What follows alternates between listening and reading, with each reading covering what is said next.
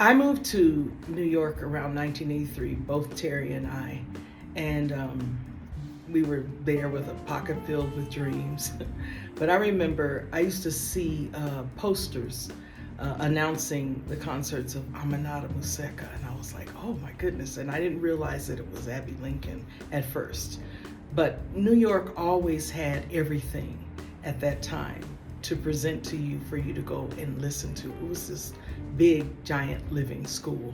So I remember I went to go see Abbey Lincoln, and she just blew me away because, first of all, her presence on stage was just this powerful spirit standing there, and the way that she could command her audience and her band and speak to your spirit with her eyes. You know, she'd look at you like this and move that head back and forth and do that little smile. And sometimes, you know, I was just hanging on every word, every phrase, every every, you know, grunt, just everything, because it was a master class.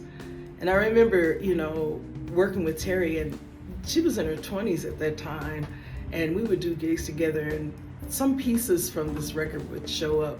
And through the years, you know, when I would do things with her, sometimes I would sing Freedom Day. But this music has always been with her because Terry has always been a collector, a curator, a lover of this music. And I always say that Terry has one foot firmly planted in the history and legacy of this music, and the other planted firmly in the future. She's this bridge that brings generations of brand new musicians together to help them understand the whole experience of this beautiful music. And so to see her, and she's done it many, many times, she's such a beautiful curator, to come together with Christy Dashel, who's, I love her.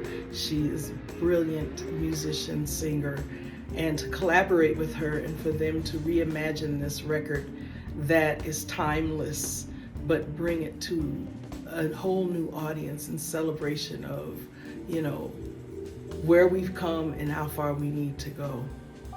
I would just say I insist that people listen to it because it insists that we be vigilant, that we understand our history, that we know that our humanity is at stake, that we, you know, stand up for one another, justice. But more than anything, it's an inspiration.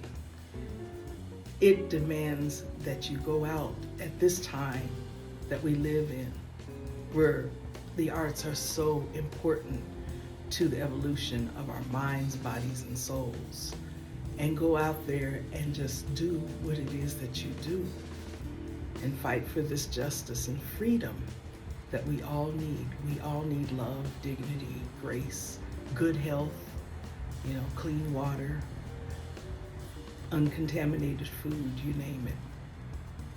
That's what this record says to me to do. And I insist that we do that.